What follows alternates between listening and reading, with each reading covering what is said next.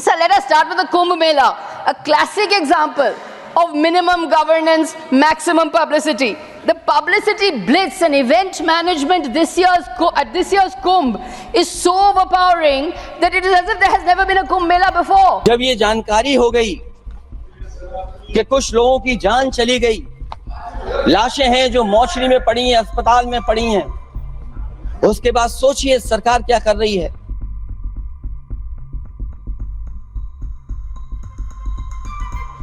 अपने सरकारी हेलीकॉप्टर में फूल भर करके फूलों को डालने का काम किया। सोचिए ये हमारी कहां की सनातनी परंपरा है। मैं जानना चाहूंगा सदन के माध्यम से हमारे माननीय सदस्य बताएं कि जहां लाशें पड़ी रही हों, न जाने कितनी चप्पलें पड़ी थीं, न जाने कितनी चप्पलें पड़ी थीं, न जाने कितने कपड़े पड़े थे, महिलाओं की साड़ियां थी, कपड़े थे,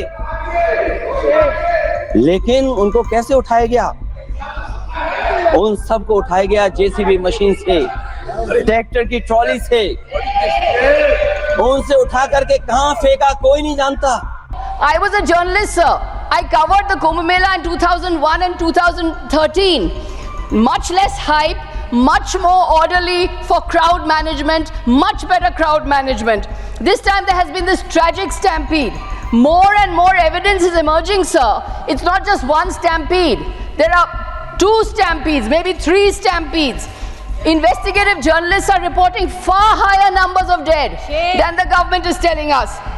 VIP culture at the Kumbh, many are saying, reporters are saying, is responsible for this. VIPs drove up to the ghats in their cars. They made the public walk. Routes were closed. Common pilgrims had to wait and became restless. Swami Anand Swarup Maharaj, president of the Shankaracharya Parishad, has raised these concerns as well. The government came to power saying it is ending VIP culture. Today, this is the government for the VIP, of the VIP, by the VIP. यदि तुम्हारे घर के एक कमरे में आग लगी हो तो क्या तुम दूसरे कमरे में सो सकते हो? यदि तुम्हारे घर के एक कमरे में लाशें सड़ रही हो तो क्या तुम दूसरे कमरे में प्रार्थना कर सकते हो? यदि तुम्हारा जवाब हाँ है, मुझे तुमसे कुछ नहीं कहना है। और जो लोग अध्यक्ष महोदय, जो हम लोगों ने देखा वहां पर लोग पुण्य कमाने आए थे और अपनों के शव लेकर के गए हैं।